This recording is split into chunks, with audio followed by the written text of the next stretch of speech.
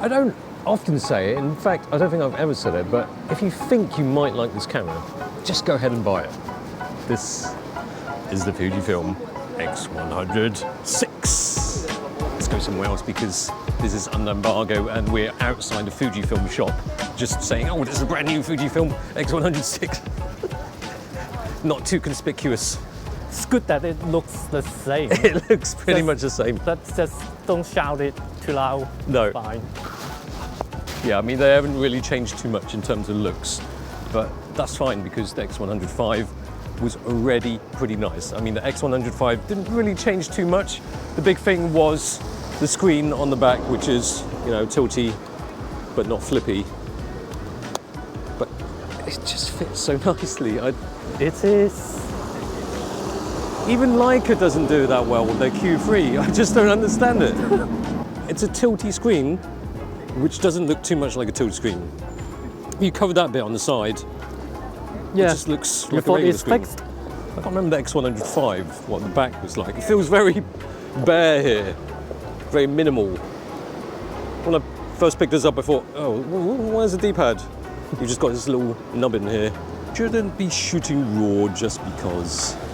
It does take HEIF, wide area AF. Let's stick it to that. Let's slip through here. Now the reason why I'm saying just buy it now is because the X105, widely known to be available yet not available. It's been the hardest camera to buy for quite a long time. Even if you want it, you've got your money. You can't go to the shop and buy it. You have to go to eBay and pay more for a used one. It's almost like it doesn't exist. It's mythical. I mean, they say that the supply of this one is going to be a bit better. They've ramped up production. But let's face it, a lot of people can buy it. I'm going to say the price, £1,599, $1,599, €1,799. The camera is now manufactured in China, make of that what you will. Perhaps that might help with producing enough bodies to meet demand. However, the price is a little high now, more than an X105 at retail price or even reseller price. You know, the Ricoh GR is a bit cheaper. But it doesn't have that lovely Viewfinder. viewfinder. This is all about that viewfinder. It is. With the optical and it's this hybrid viewfinder. It's a head-up display. Yes, it's so cool. It's so techy. So even though it's not cheap, if you want it, you're gonna get it. Exactly. It's always lantern. I know. I think they just put a bit more for Chinese New Year, don't they? I've only just noticed they got all sponsors up there. What a neat place to segue into. This video is sponsored by Squarespace, the best place to go to set up your own website or online store. Well, one of the main improvements is that this is a 40 megapixel sensor, which is a significant bump up in megapixels. The sensor is a 40.2 megapixel X-Trans 5 CMOS 5 X something. X-Trans CMOS 5 8R sensor with X processor 5. There we are, catchy. 40 megapixels on APS-C might seem to be pushing it a little, but there are benefits to be had with the limitations of a fixed focal length. You know, oh, no, that's too far away. Okay, let's crop it in a bit. Okay, so it does 15mm and then 70mm. So it's almost like a Q3. You get different focal lengths. They put it as focal lengths, they don't put it as a 1.4 times or 2 times.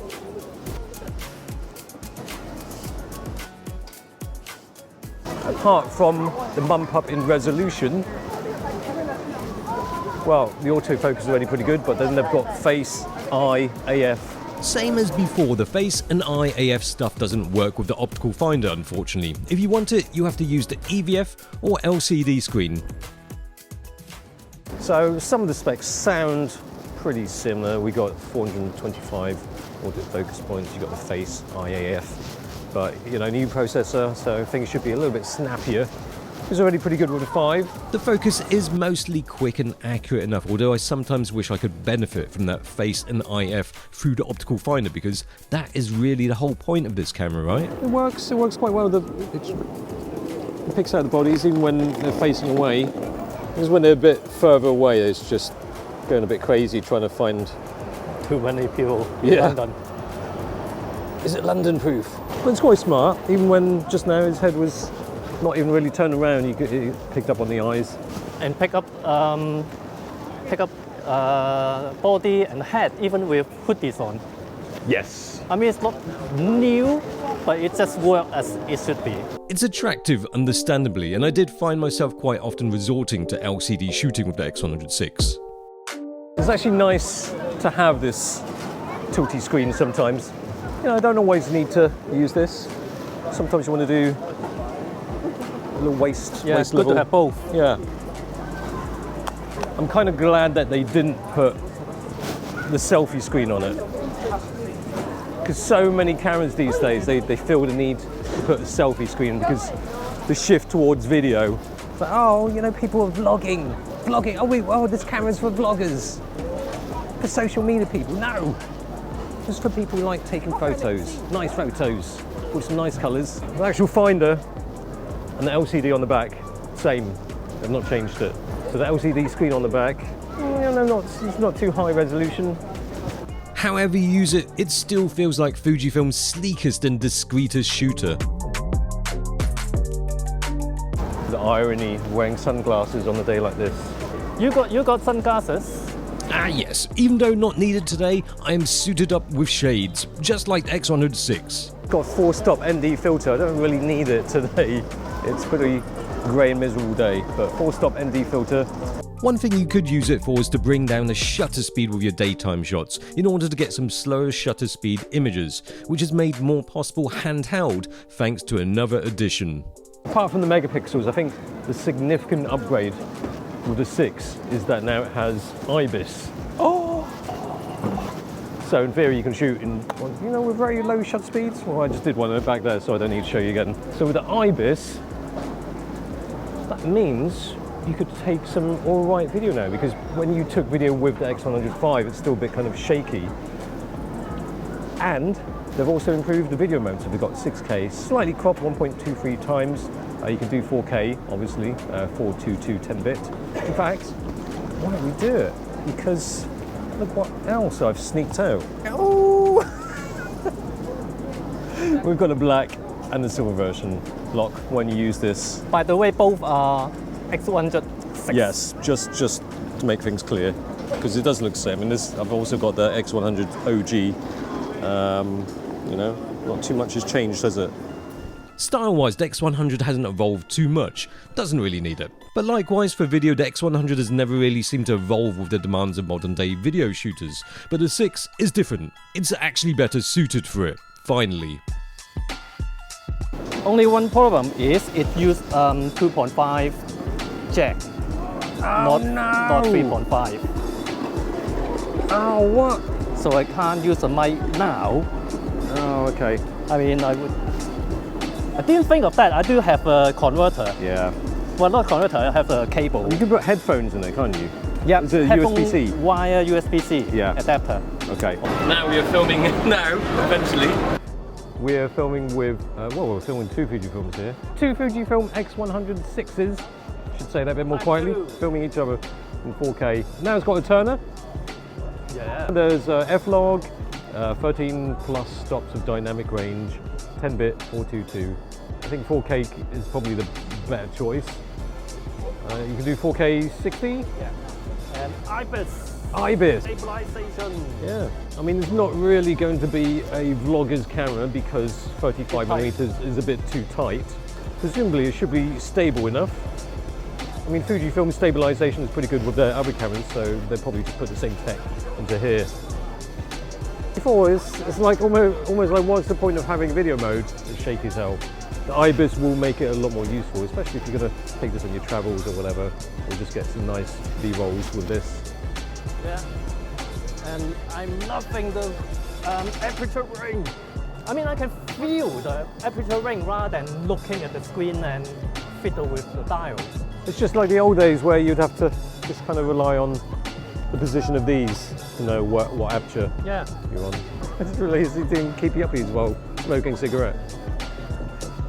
That is a talent. Smoking and football, well, in an Arsenal shirt is not unheard of, is it? So I guess it's right for Martin Odegaard here. Happy New Year. So the megapixels, IBIS, you know, it's a nice addition. It feels like a nice addition to an already great camera. And of course the video mode is now useful. What other new things? Well, that pretty much covers up most of the major ones. Other stuff they've got, well, it's got AI auto white balance. Everything's got AI in it now, even the auto white balance. Well, you've got different aspect ratios. You've got 4x3, 5x4, Instagrammable aspect ratios. Does it do vertical? Yeah, yes, it does vertical lock. Look at that. There's the feature here is called your hand. The X100 it's noticeably different for noticeably more. Not wildly new, but with plenty of added performance perks to keep you going for a few more years to come.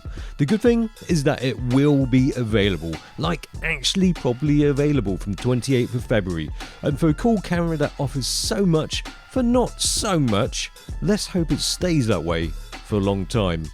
If you're interested in this camera, you probably want a camera like this, and there's not really too many options if you want a camera like this. I mean, we've compared it to a Ricoh GR before, but they're still different enough because a Ricoh, it doesn't have a built-in EVF, it doesn't have an optical finder. Yeah. So if you want that, if you want the hybrid finder, this is it.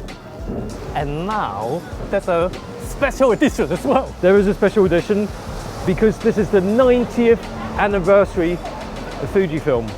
So they've released a special edition, limited edition of 1,934. It's basically, it looks like this, but it's got an engraving of an OG Fujifilm logo on the top and also the lens cap. And then you get a fancy strap, you get a fancy soft shutter release. Not just And some cards in the box. Some fancy cards. I don't know why I keep doing that. I look like an advert. Buy a new Fujifilm X100 now. But actually, this video is sponsored by... Actually, yes. Actually, this video is sponsored by Squarespace. Setting up a website or online store couldn't be any simpler. Get going with one of their neat looking templates, whether it be for a blog, portfolio or store. Then you can tweak and shift about to your liking, and there's 24/7 customer service just in case something goes wrong. Get 10% off your first order with the code KAI and 14-day free trial. Click the link in description down below. The price of the special edition is £1,999, $1,999 or €2,199 compared to the standard edition. The standard edition is £1,599 or $1,599 or €1,799. So you do pay a slight premium for that limited editionness and those special bits, special engraving. But they're only available in probably like Fujifilm stores or select retailers. And once it's gone, it's gone.